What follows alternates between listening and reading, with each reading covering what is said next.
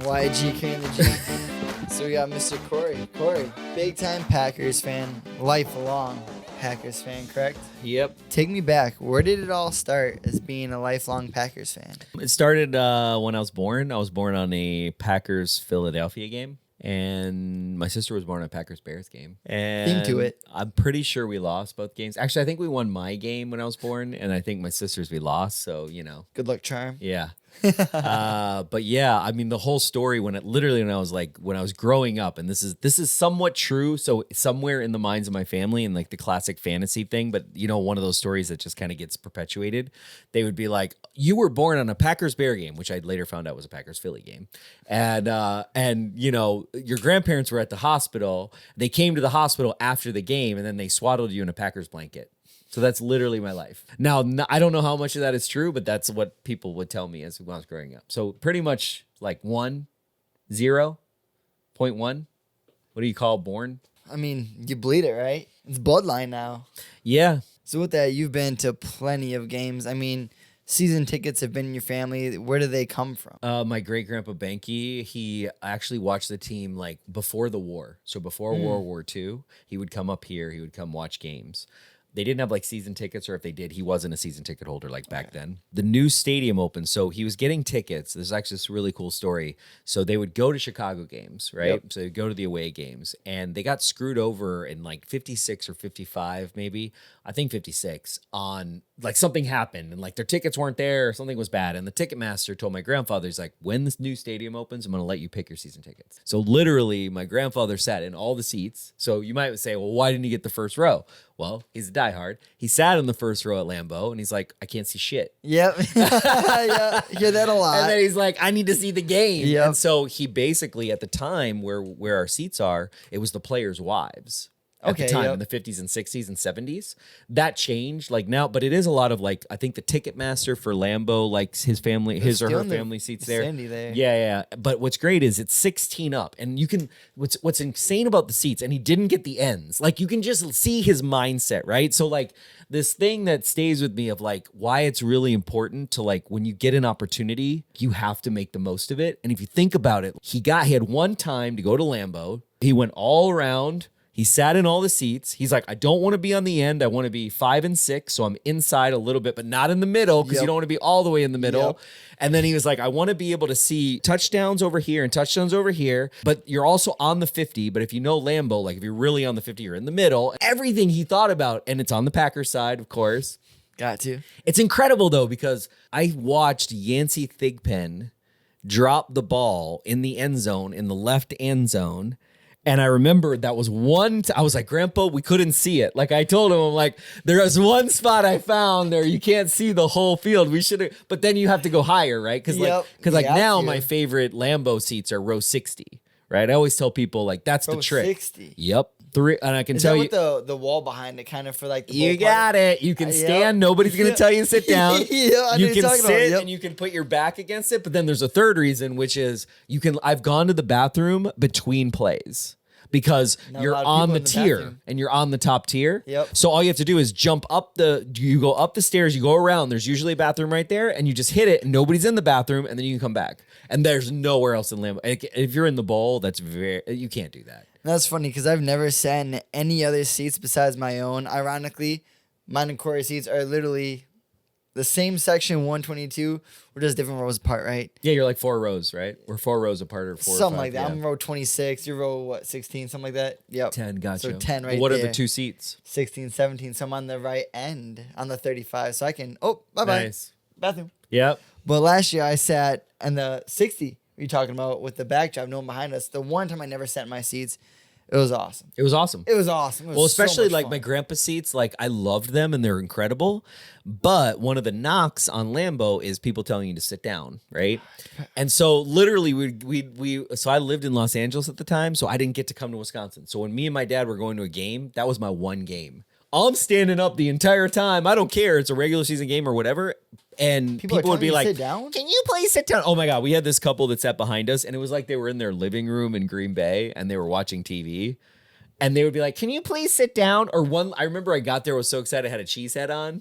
And this lady was like, can you take your cheese head off? Can you imagine being at Lambeau and like a little kid, like 9 years old, and somebody tells you to take your cheese head off, that you've literally like your whole outfit is picked for that day. And that's like your first time at Lambeau with your grandfather, and like, bitch, shut the fuck up. I would have said, are you a Bears fan? Like, I'm sorry. Like, I'm sorry. That's just wrong. Like, it's wrong. So I'm still pissed about it. I have no feelings on the matter. So how many games would you say you've attended? In terms of over 100. Over 100? Okay. But I don't I don't use, why I know a lot of the places in Lambeau, and I always tell people I've sat in a lot of places at Lambeau because our family shares my grandpa's tickets, and I think it's really important for as many people as my family to go. Yes. And it's easy for me to go because I live here, and like on Saturdays, a little known secret, if you wait till Saturday before the game, you can get a really cheap ticket. You know, like you can usually always get a ticket, right? And so I'm always like, oh, you guys are here, let's go. I'll go. And so you get to see it. There's no bad seat at Lambeau. No. Everywhere has this amazing perspective that's different. Like I sat on this one kind of in the end zone while when Aaron Rodgers got hurt and then he left and he came back against the Bears. Yep. I'm sitting in the end zone on like row 50, but it was incredible when like the Star Spangled Banner and the flyover, it was like, and the picture I have from it is epic. And so like you can't get that from the 50-yard line. You know, no. So there's no bad seat in Lambeau. They really designed that stadium like really, really well. So attending all of the other games, what's your favorite game you have ever attended? Well, I did attend the 1995 game against the Carolina Panthers where we won the division, and Reggie White raised his helmet up to each section. Now, like, movies are made about that moment. Like, they copy it. And the Yancey Thigpen dropping the ball. I don't know. There's a lot of them. Unfortunately, probably my least favorite of all time game at Lambeau, but one that will probably never be topped in my lifetime, is the 2007 NFC Championship game. It's the Giants. It was the second coldest game in NFL history. Yep. I'm sitting in my grandpa's seats. Jarrett Bush, all he had to do was fall on the ball. Brett Favre the next morning, where it was like 5 receivers are open and then one guy he threw to isn't open. And you're just like, I can literally sit in a chair and remember the drive for 20 minutes to Brillion, because at the time I didn't live in Green Bay, so had to drive to Brillion. And like, I don't know if anybody's ever done the drive from like Green Bay to Brillion, but it gets dark fast. Like you go from like city lights to like nothing, like blackness, and it's saddest cold, drive home. you know, and you're just like, are you like? And it was the first time we lost an NFC Championship at Lambeau. Home, yeah, I think it was our first playoff loss at Lambeau in history. So it's like, you know, sometimes the notorious games, sometimes though, you know, and what's crazy is I've been to that game. I was on the front row not in Lambeau on the Seattle loss. I was on the front row for the Arizona loss, for the 2 Hail Mary Arizona. I mean, like there are people that tell me I'm not allowed to go to playoff games anymore. No, it's really funny. But however, I've been to every playoff game since 2007. I think I've missed 2. My most famous run, honestly, is XLV, because we drove to Philly. Yep. And then as soon as we won, and we were on the front row, and people would come up to us and be like, I can't believe you wore Packers stuff. Literally, this girl had like a jacket and you could not tell, and she like unzipped it at the end of the game to show her jersey to us only. She was like, I can't believe that. And like, because people were yelling. I mean, it was crazy. Atlanta, Chicago. Those are some scary territories. Yeah. Like Atlanta, Chicago. What's the worst story out of that you got? Like someone had a I have a video I can actually give you for this. What happened? That'll be good in Philadelphia of the Philly, okay? Where I had Philly, of course, 200 people singing the asshole song to me, which is great. Like we're walking through the parking lot, me and my girlfriend, but I got everything. I got all my shit on. And like I'm walking through and they're just like, asshole, and they start singing the asshole game, and then like the entire, like, you can't escape it, you know. And I have that on my iPhone. I have the end of it. We'll have to pop it in the screen right up here or right over there, one of the two. However, I edited this.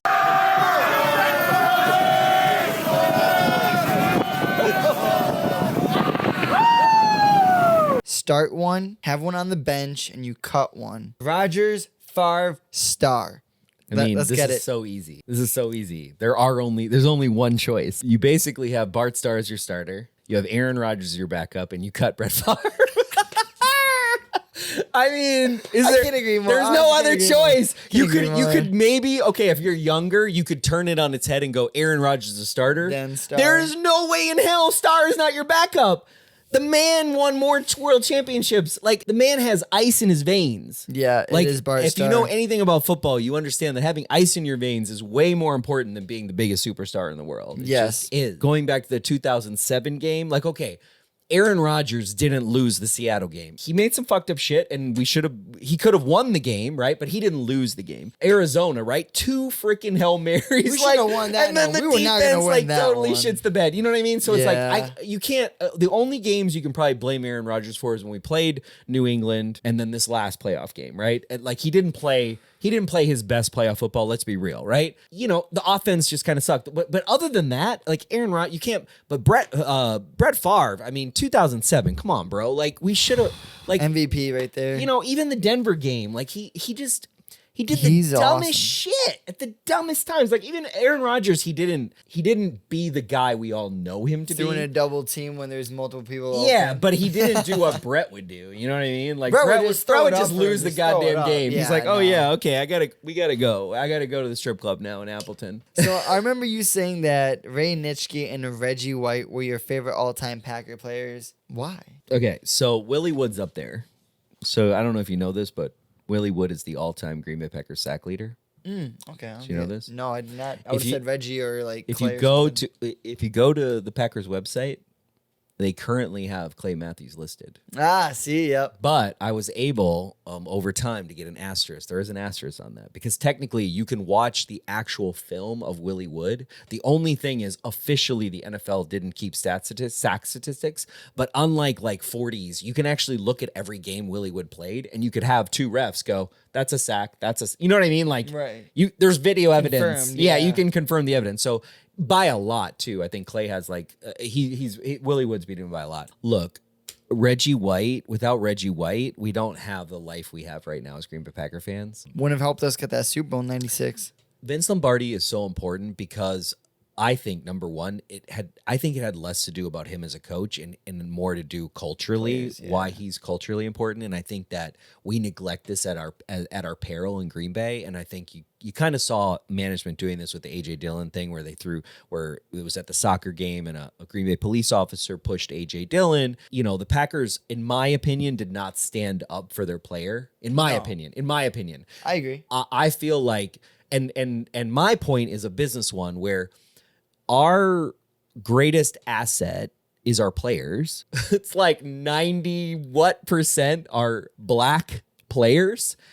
And so we have to do more for black culture in this town and in our team because of that. Like that's just a business. There's nothing like that's business, right? But Lombardi knew that. And it was great because Lombardi was the guy who was like, hey, everybody picked on me as an Italian and I'm not going to let other people fucking do that to other people. Okay. Right. So he had experience with that, but also he understood that like black players are far superior like and horrible. yeah. And we're treated very well. And he's known for telling all businesses that like, if you ever say a black player can't play there, all Packers are boycotting. Yep. You know? I remember that. Yep. So we needed Reggie to take us out for 2 reasons. One, he was the greatest defensive player of his time. Like, dude, the back-to-back sacks in the Super Bowl. Who has ever done that? Who has ever been like, you know what? I'm sick of this game. That We're swing done. over Bye. the shoulder. Sack. Okay, let's go home. Let's go. We won. Dog. And so you have this kind of player, but then you also have the cultural impact he has on black players. In Green Bay. In the NFL. And in the the NFL, entire yeah. NFL nationally at the time, for him to say, I'm going here, and to put his validation on that for other black players is incredible. And it honestly, it can't be overstated. It can't, because it goes to the other thing I said about the business thing. And you know, he's just such an incredible guy. Like, I can get chills thinking about him raising his helmet to Lambeau and getting us in. We didn't win the Super Bowl that year, right? We went on, but it was the beginning of that not dynasty, because, you know, we didn't beat the Denver Broncos, but it was the beginning of this feeling that the Green Bay Packers are, you know, we're back. We're here, yeah. You know, and it was Reggie. Like, Brett was a big part of it, but it really, you can't, Reggie White's impact to the Green Bay Packers cannot be overstated. What's your favorite part about Green Bay as a whole, as a city? I mean, many things. What does Green Bay mean to you? Green Bay means a lot to me. Green Bay, what I love about Green Bay, and, you know, obviously I'm like come from European lineage. So I'm talking about like Green Bay is the second oldest European establishment in the U.S. Really? What's the first? Jamestown. Jamestown, Virginia. A lot of people don't know that. So what I like to say is like Lewis and Clark came, and there was always a white guy here from then on. Selling fur, doing whatever, right? And maybe it was like 2 or 3 people selling fur or trading fur or whatever. But like, so Green Bay has always been here. It's one of the oldest towns. We're only 3 votes away from being the capital of Wisconsin. Should have been, honestly, in my opinion. 100%. But also, and it's not just the Packers. You know, Northeast Wisconsin's very special, and it has a culture that's pretty cool and that has stayed the same. And there's bad things about it, but in general, I kind of call it Hobbiton, you know, where it's like in Hobbiton in Lord of the Rings, Hobbiton is good, but also like they don't like outsiders, you know. So it's like both things, but it's like this beautiful kind of, you know, Gandalf wants to protect Hobbiton because it's like this beautiful place. And that's Green Bay has that. And so there's a lot of things, you know, and then the deeper you get into it, you know, you get into Oneida, you get into Ho-Chunk, you get into like some of the things Green Bay has, deep stories that they support that are very deep. And then also like, you know, you guys, you and Elazar came for a tour of LiveX, right? Oh yeah. And like beautiful. we have Cream City Brick. Cream City Brick. Yep. And like people don't know Cream City Brick was manufactured in Green Bay, right? But we have some photos that if you didn't know any better, they look like New York from the 20s, right? And they're Green Bay in the 20s and 30s. When I look at Lambeau Field and I see the flag over Lambeau, in my opinion, that's probably like the most American like thing, right? If you can like distill down like the American experience for a lot of people, it's right there. It's like this flag over this community place that shouldn't exist, you know? It's like all the things like in one, you know? So it's special. Green Bay is very special. And not just because of the Packers. It's special for so many reasons. And the deeper you dig into Green Bay, the more you realize how much history it has. This gives me chills right here. I got goosebumps right now, guys. Look at that. And I haven't even learned a lot of the history. That's what's crazy. Like, it's that deep. You know what I mean? You learn something and you're like, wait, what? Like, for instance, okay, Webster and Main Street. Okay, there's a Walgreens, right? In the parking lot of that Walgreens, I found this out by reading Cliff Crystal's book and then going to Cliff Crystal's webinars, like at the Brown County Library and stuff. He has like speeches where he focuses on Green Bay. Curly Lambeau's grandfather shot his wife and killed himself. So every time I go in that Walgreens parking lot, I think about that. I'll never forget that. I've never even heard that story. It's incredible. And that set Curly Lambeau on a journey. Like, think about that. Like, your grandfather, like, he thought his wife was cheating on him with his business partner, didn't kill his wife, then killed himself. Like, he shot her to kill her. She didn't die. He died. I think Lambeau was like 4. It's in Cliff's book. But like, those are the kind of things where like you can learn, and we don't even know like all the history that's lost. Right, literally. You know, like I have this glass upstairs. I didn't even show you guys some of my glassware. I should show you that later. And it's like Don Hudson had a club called the Palladium, Playdium, Playdium. And I have a glass from that place. Okay. But like, there's nothing left from that. You know what I mean? So it's like, what was that like? What was it like for the star wide receiver of the Green Bay Packers to have his own club? Right, literally. If I came back in time, I want to come back to like hang out at his club. Is Nick Barnett's club still up 5-6? It's now the Tarleton Theater, I believe. So it's not even a club no more. It's not a club. It was a movie theater that I believe they kind of converted, and then they put it back to a movie theater, and now it has like events. And then they do the Green Bay Film Festival there right now. My great grandma, she lived right there across the street from 5-6. I remember as a kid, I was like, "That's crazy. That's Nick Barnett." That got in trouble. Oh, really? Yeah, like later on. Yeah. Scandalous. I want to, and that's the thing. Like, it's like every time I like get into Packers history, like, you know, the dog in the team photo, right? Yeah. You know, there's a whole story about that dog that I don't. Of course. Nobody knows. There's always a backstory. But imagine if you just uncovered that. Like, that's incredible, right? Right. Or just like, you know, the license plate that's made by an offensive lineman who's just trying to make license plates. Is like, oh, and it has this entrepreneurial idea. And like, you got to imagine every year when the NFL, those guys didn't make money, that they were like how did they make money? They worked at a gas station. They worked. So like, yeah, there's a million stories like that are just fascinating. So before we talk about Cheesehead TV, What is your favorite all-time Packers moment? You don't have to be at a game, just in general. What is your favorite Packers experience you've ever? It's got to be XLV. And to kind of to get it into... Makes sense. I feel the same. We were the first blog credentialed by the NFL ever. That year, the year before, we're doing the podcast, and Roger Goodell calls our podcast walking to Radio City for the first night of the NFL draft. What was that, like, set up, or like did he just randomly call him? It was like, set up with his PR, but like we're literally doing our podcast, and like he just calls in. He's literally on the street. Like if you go back to our like original 2009, I think is when it was the draft of 2009 or 2010.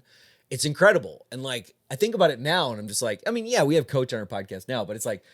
It's still like to go back. What Roger Goodell called our show like 2010. It's 13 years ago. XLV, that journey, right? Of like, hey, we just got credentialed for the week before the Super Bowl. Oh, hey, we're in the Super Bowl. And then like, being with like Green Bay Press Gazette reporters that you like look up to, and you're just like, and then they look at you like, who the fuck are you? And you're just like, I'm the new shit, motherfucker. And you're not, though. You're just like some dumbass kid, I feel the same way right now.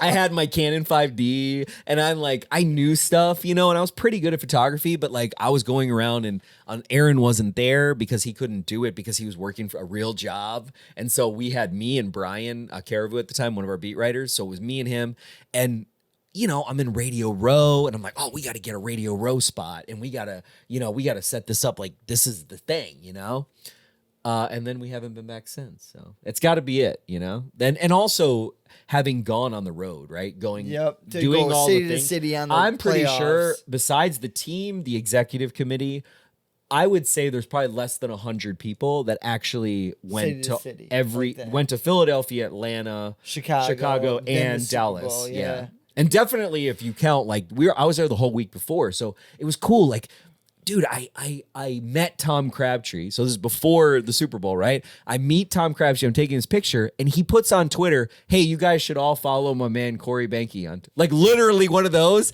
the week of the Super Bowl. Okay, and my freaking email like blew up. It was like 3,000 followers and like one. And back then that's a lot for Twitter, but it was just like hilarious. It was so funny. That's you can't get that back. You know what I mean? No, of course not. That's literally like a once in a lifetime experience for only like we'll probably people. go back, but it's like that, and it's also like Aaron Rodgers. Nobody thought it, right? And the journey, just the journey behind it. Like you go play the Eagles against Michael Vick. No one thinks you're gonna win. No, every game we were supposed to lose. Atlanta, the Chicago, number 1 seed. Oh no, Chicago and was the BJ Raji when he intercepted. Oh my. And does the Raji and Tremont, like Tremont's whole it's incredible. Sam Shields too. Yep, Sam Shields. Sam Shields in the Chicago game. Oh my God, he single-handedly helped us win that game. The GOAT. So then transitioning from just being a amazing diehard Packers fan, you started getting Cheesehead TV. What inspired you to co-found Cheesehead TV, and what was that process like getting started? So in 2007, there wasn't Twitter. So there were like podcasts, right? And it was kind of like a newer thing. And you could do blogs, so WordPress blog, etc. was still a thing. So Aaron Nagler and I went to college, and we would play like Madden, and we would go to games together. We watched the '96 Super Bowl together at my dad's house, and we had a lot of he was from Appleton, I was from this area, and like we had a lot in common, and we got along really well. So we both moved to New York after we graduated, and every week he lived in Queens and I lived in Manhattan in Inwood. And it was too far to kind of meet up sometimes, and we were poor, and subway was like an hour and a half. If we drove, it would only take like 7 minutes, which is hilarious. It's very New York. And every week we'd have a telephone conversation. I don't know if you know what a telephone is, but maybe. So we would actually pick up a physical phone, and we would talk for an hour every week about the Packers. And we were like, just for fun, right? Yep. Just I'm calling you. I got to vent. I got to do my thing, right? Like what you see on the thing, right? And what's hilarious is one day I was like, we should do a podcast. And he's like, what's that? And I was like, it's like a radio show, I guess. I'm like, "You're right." Not even so sure. it's, and you know, not really. And so I looked up how to do that, and he's like, well, what's funny is I started this blog. And I'm like, well, what? You started a blog about what? He's about football. I'm like, bro, you think you're like an expert? Like, what the hell? Like, I don't know shit. Like, I just like talking about it, but I don't know anything. Like, anything I know, and that's still what we have right now, where it's like I know enough to know I don't know anything, right?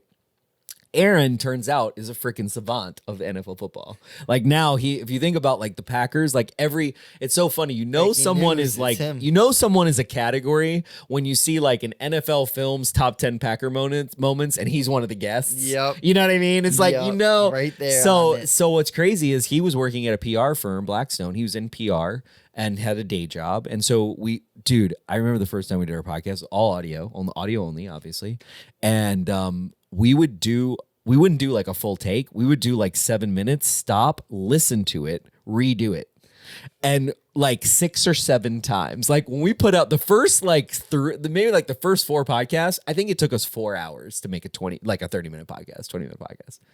It was crazy. Right? Yeah. And then now we do it live. So now, and he writes a script, but I basically don't follow it. I mean, I look at it. But now, now it's like we get into our groove. I mean, what's cool is now, I mean, it's like every week we have a Patreon where it's just him and I, and it's like 40 or 50 people that get on a Zoom. It's definitely different than what we started, but it's cool. So with the community that's grown around Cheesehead TV, what have you found to be the most unique thing in being a Packers fan? You know how they say like New Yorkers are kind, but they're not nice, and people from LA are nice, but they're not kind. And they kind of compare that to like if you stop on the side of the road, like someone from Wisconsin or New York will probably feel compelled to help you. You know what I mean? That's kind versus like nice is like, having all the manners and being. And so I'm not necessarily the nicest person when you first meet me, right? And Aaron and I thought we were like hated each other. And so like I don't love, like I think about these events. Like I remember when we first started doing watch parties like 4 years ago, and I was like, who is watching 2 idiots watch football? How are 1,000 people watching us right now? Like, what is the problem here? What is going on? Like, this is weird. And I'm like, why am I doing this? You think about like, why are you doing it, right? And so then we came out with our Carry the G beer, a little plug there for that. Carry the G, shout out. We did this launch party last year. We did a launch party in Milwaukee. One of the things you realize when you start doing like stuff with fans is you realize you start to understand the motivation.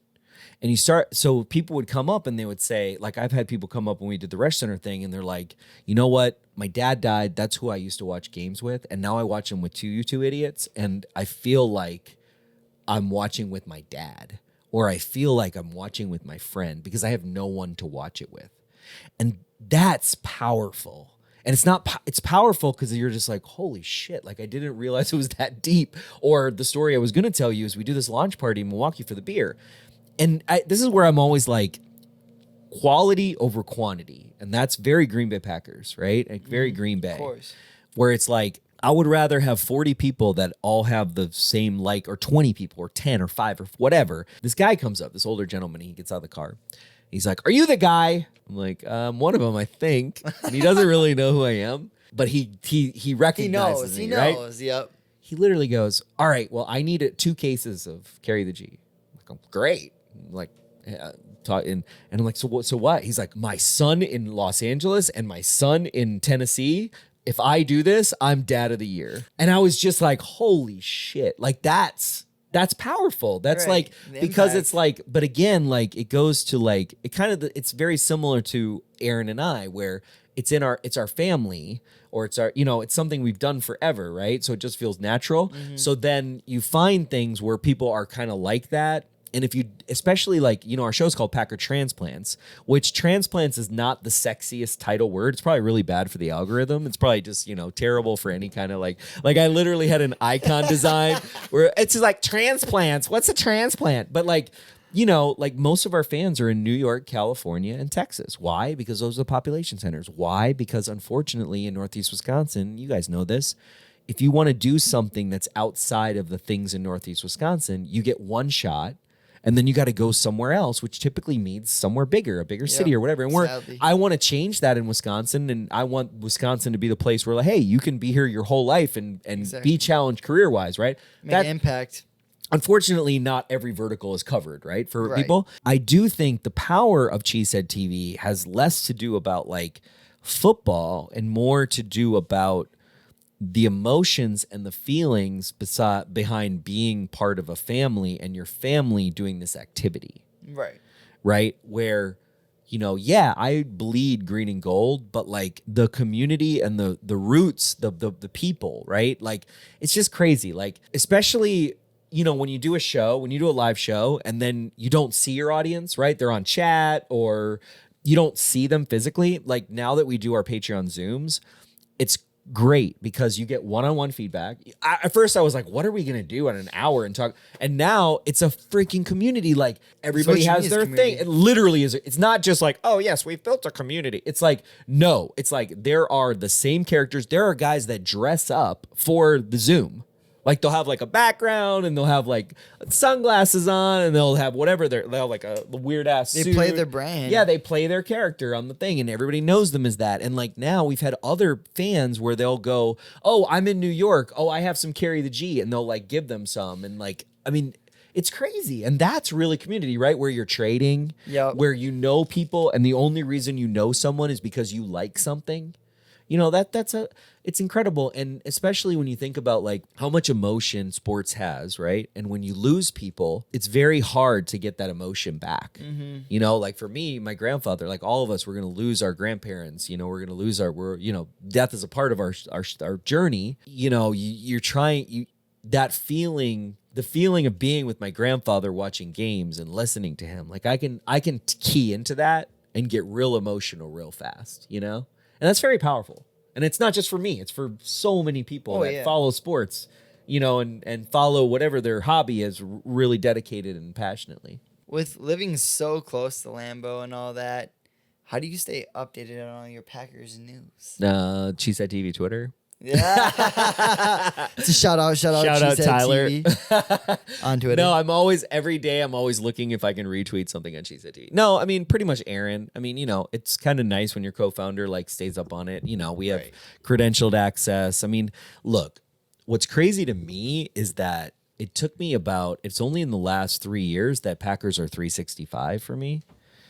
And it feels like it should be all the time. For Aaron, it was always 365.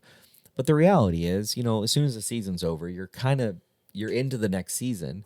And for me, I love hope, right? And I love pre-camp, right? And I love, you know, I love the pre. Well, right now we're in pre-camp, right? Yep. So it's like the promise of the season is upon us. And you know, nobody can talk shit about the season right now because there is nothing to talk shit about. You just see all the reports on Twitter of Jordan Love throwing passes and Dobbs catching him over Jair and Jair loving it. Yep. So that's all you can hope for. So then with running Cheesehead TV, what's a day in the life? So I keep the site running in the sense of like we have a development team. We have an app for Android and iPhone. Aaron and I have a pretty much weekly meetings that are like top level overview, like looking at sponsors, looking at advertisers, that kind of thing. So I'm kind of more of an executive. Working on the business. Yeah, on the business of it itself and trying to keep the business going, partnerships, you know, that kind of stuff. So kind of boring ass shit.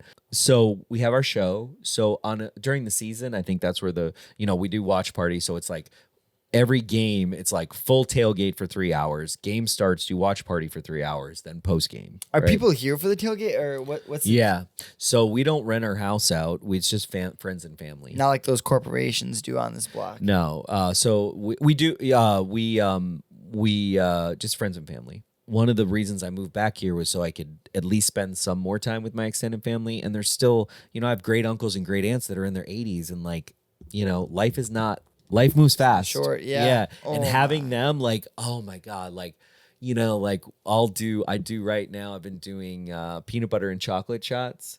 And so they're like, Kohler has this chocolate brandy. And my grandmother God rest her soul, she freaking loved this brandy. And so I make it, it's like, and then I do the peanut butter whiskey. And it's just hilarious because I'm like watching my great uncles. Like, it's like, there'll be all my cousins. Like sometimes I'll look around, there'll be like 21 cousins. I'm like, Jesus. And then all the great aunts and uncles, and they're taking shots too, you know. Yo, they have to, it's not like, age is just a number. You know what I'm saying? But yeah, it's incredible. It's like, you can't replicate that. And if there's one thing about me, I love this idea of like things that are not replicable are priceless. There is no you can't buy them.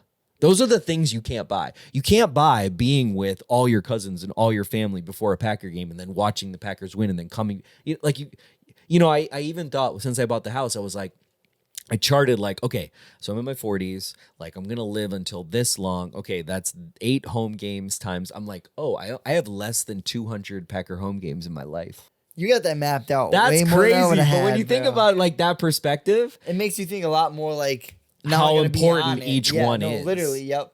I like that mindset though. Yeah, and also like, so I drink less, which is funny, like because I want to remember. Like I still drink, but true. You I think about like enjoy it more. Yeah, it's like wait, no, this is a special time. It's very special, you know.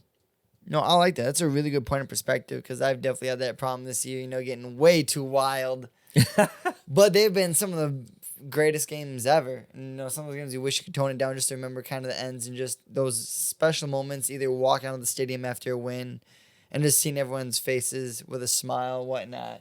So I totally understand that. Running Cheesehead TV, like you said, with your family, enjoying that special moment. What's been more of the rewarding parts? Or what are those memorable fan experiences you've had with running Cheesehead TV? So last year, we came out with Carry the G, and that was like a big launch where we really kind of went out more to our fans and like did more like fan events. Right. Which we didn't really do. We would do like tweet ups. And like, a tweet up's pretty nerdy. And you're just like, it's fun, but it's like, unusual, but hey, it gets it going though, right? Tweet up, baby. Let's go. At the Resch Center, we did this partnership with the Resch where I went, either me or Aaron went like 3 hours before the game. They had this like public plaza and they sold our beer there. And, you have this like, oh, is anybody going to be there? Like you're just like, I'm saying I'm going to be somewhere. Does anyone care? You know what I'm saying? And it was just incredible. Like, you meet like a mom from North Dakota or whatever, like just the range of human beings. And like, it's not old to young. And it's really like, it's not one moment. It's that whole season where I was like, I need to do this because I didn't have to do anything. I wore the gloves. I had my thing on and people come up to you and then you're like, and then you're trying to figure out like, I want to spend some time with you, but I also don't want to neglect spending time with somebody else. So you start to learn those social things and those social cues, but like the support that we have is incredible, and it comes from all over, the US. It's not just, it is very transplant world, What are some of those challenges you faced early with Cheesehead TV, either starting it or just within the business? What are some challenges you faced that you've overcame? I mean, the site would always go down. Originally, I built it on WordPress by myself. Yeah, WordPress, and I had in college. I had like 26 plugins, and like one plugin would always like not like you'd update it, and then it would break the entire site. Or like I remember like I'll be trying to go on vacation, and Nagler would text me, and he'd be like, "The site's down." I'm like, God damn it. It was always, I can remember this one time I'm in the backseat of a car and I'm like, and I don't even have like internet. I'm like, God damn. And I know all I have to do is reset the server. And like, I was so cheap because I would pay like for the $8.99 server services. And like, we had like at the time, I mean, I should have been off of those, right? So probably the biggest challenge is like in the growth. Cause like now during the season, we have 1 million people coming to the site a month, and the server hasn't, God bless it. We have redundancy, having my own company that's helped. But like now Cheesehead TV pays for itself. It doesn't make, we're not making Grossi money over here, but, but it pays for itself. And so, and when I mean pays for itself, like we have developers and, there's people that are paid to keep the site operational, more, and writers, and we pay our writers, and Aaron gets paid. You know, like, so it's a profession now, and so I think the biggest challenge is, you know, especially when Aaron left, because Aaron went to Bleacher Report for a while. So Aaron like started his journey, which is incredible. Like if you look at Aaron Nagler's journey over the last, you know, since we started 17 years ago, you know, he worked at Bleacher Report. He worked at eventually worked at the Press Gazette as the beat reporter for the Packers, which is, you know, the most iconic position. You know, it's Wes Hodkiewicz has had that position. Shout out Weston. You know, Rob Demoski's had that position. Mike Spofford. Spofford did not have that position, but Pete Doherty had that position one time. Now he's the columnist. But like Aaron was the beat reporter for the Green Bay Packers for the Green Bay Press Gazette, the newspaper that created the Green Bay Packers. Right, so it's like you can't, like, even though Gannett has totally screwed that paper and everything about that, it's like he did that. So while he was doing that journey, he couldn't do Cheesehead TV. So we partnered with Jersey Al. And so Jersey Al, Aaron and myself run Cheesehead TV, and Jersey Al helps run the writers. And without Al, we wouldn't have been able to keep the site going. So those are kind of some of the, like, we were like, there was a time where it was like, hey, should we keep the site going? You've got your job. I've got my job. Like, we're not going to do the podcast. Like, there was a time we didn't do Packer Transplants. There was like 2 or 3 years where we just didn't do it because he couldn't, because literally Bleacher Report was like, no, you can't do any other content. And what's crazy is, you'll love this. When I worked for Livestream, I probably told you the story earlier. When I worked for Livestream.com, my boss made us put all Cheesehead TV content on Livestream, and we couldn't put it on YouTube. And that's really literally the time. It was like 2010 to 2014. So like, you can look at our YouTube stats where it's like, we're on YouTube, we're doing stuff, and then it's like drops, and then it like comes back hard when Aaron comes back on. It's hilarious. I feel like we missed out. I feel like we missed out on a bump. Oh, just like a Marquez Brownlee bump. No, just the way the algorithm worked. You know what I mean? The early ones. You know, considering like I have this Clay Matthews video that I shot. It's a training camp video. If you type Clay Matthews, it has like 500,000 views. It's like, I think it's our most viewed. It might have over 1 million now. Was that like his rookie year or something? No, it was just like it was like me and Aaron went to training camp. No, this was before I shot it. I just shot it because I was like, I'm going to training camp. I shot it through the fence. Because if you go on the other side and you shoot through the fence, you can do whatever you want. They can't say shit. Yeah. So if you look, there's a video of Aaron and I, and is that when I started LiveX, we actually went to Packers training camp. And here's what's funny. LiveX has gotten business off of that video because they think we worked for the Packers, which is literally the opposite of what we did. So we went, and all these Packers media members were like, no, you can't shoot here. We were live. Like, we had a backpack and we had a router, and we were live, like switching cameras with two live people. Did they say no because they knew that you didn't work for them? No, they knew that. But they couldn't say no because we were on public land, and I knew what we were doing, but they were trying. Like, it was so funny. And then what's really funny is the guy we brought up there that was our videographer, Brian Margasa. Shout out to Brian Margasa. I think the statute of limitations has left. Dude, Brian took his FS7, so Sony FS7, I think he had at the time. He literally walked right up to training camp and got in without a credential. They just thought he was a videographer. Like through the gate? And he got video coverage, and we use it on shows, and they don't even say anything. And technically it's 100% illegal content. Like, we shot it at training camp. It's like Aaron Rodgers throwing. It's like a nice camera shot. And like, we did not have credentials to be there. I wasn't there. But sounds familiar. Very familiar. Well, and him and you did the drone thing, but Aaron and I had this whole idea. I was like, I want to have 2 drones, okay? And if you copy me, I'm getting some money off of this, okay? I'm going to tell you too. Does it involve like dropping off fruit snacks or what? No. Okay, good. So basically what I... There we go. Yeah. You already got the trademark on that? We'll see. Depends. So the idea was you get 2 drones, right? 2 Mavic Pros, and you basically have one drone shooting the other drone. The other drone flies over training camp right as Aaron Rodgers is trying to practice, and you try to get Aaron Rodgers to hit the drone. Basically throw a football and hit the drone out of the sky. Imagine if you had drone footage of Aaron Rodgers throwing a football and hitting a drone out of the sky. That would viral. I mean, viral, yeah. And I was like, that's kind of worth losing $1,200 at the time. Tom Brady just hit that drone too, and that's blowing up everywhere. I mean, Mr. Beast posted it, so like, that would have blown. Same thing, different concept. Even if he would have missed, that would have blew up. That would have blew up probably harder if he missed. Actually. That one video, because Mr. Beast would be like, I thought you were good. We talked about the past of Cheesehead TV. Let's take a look at the future. So what's next for Cheesehead TV? What's the next big thing? What do we got cooking in the pot? A lot. So, we're credentialed again this year. Aaron's probably going to do more. We have a partnership with iHeartRadio. So Aaron's on iHeart on a lot of shows. We're talking about doing some more events with them. We're gonna have a big meetup. We're coming out with Carry the G season 2. So that comes out in training camp. And let's go. So last year with the Carry the G distribution, we actually were only in Green Bay, Milwaukee, and Madison. This year we'll be in the entire state of Wisconsin, including 3 border towns. So that'll be cool. So hopefully it keeps doing well. We have a lot of people that really are like, when's the beer coming back? So that's awesome. We're going to bring back Packer transplants. We're going to probably bring back watch parties. Yeah. I mean, and we have actually a partnership that we're probably going to announce as we get closer to the season. That's, more Wisconsin content.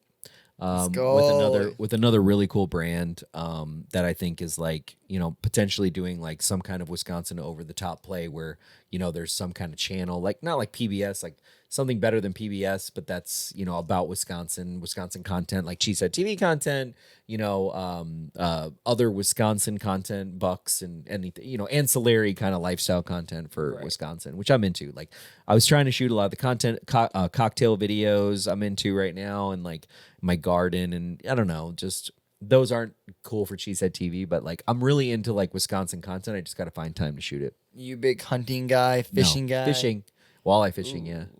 Are you just regular fishing or ice fishing? I want to go. Well, apparently, right by Sturgeon Bay, there's like some of the best sturgeon now, sturgeon and walleye, and for ice fishing. So I want to do that this season. Yeah. Well, I do a lot of ice fishing, so we gotta do some ice fishing, Corey. I'll set it up. Let's do it. Okay. Let's go wild with it. Where do you go? I go on Winnebago. Funniest thing is, like, I was fishing a month ago off Solom's Point. I was just casting with a switch bait. Just wheeled in a nice little 14-inch walleye. Nice. I was like, oh, okay. But you can get perch in there too, right? Oh, anything. You get a lot of It's crappie, in Winnebago? though. You get a lot of my uncle worked at Calumet County Park. Okay. Where the boat launch is, but he helped, like, he worked for the county. And so we would always go fishing off of there, and we'd try to get walleye pretty much, and then perch. Do some fishing tournament, ice fishing. Like, we did Battle on Bago. That was a blast. That's cool. We lost, but well, see, that's why I want to go ice fishing in Sturgeon Bay, because there's like a couple inlets in there where they say the walleye are really good. Let's try it. Like they compete with like what Minneapolis, like not Minneapolis, but Minnesota was known, like because we messed up our lakes, kind of Great Lakes and Winnebago a lot. And so now in the last 40 years, we've done a better job of like getting them back. So we're getting some of that fishing back, which is cool. Oh, well, hey, stay tuned. Fishing Power with Corey. Let's go. How do you feel about the Packers' current roster right now without Rodgers, everyone?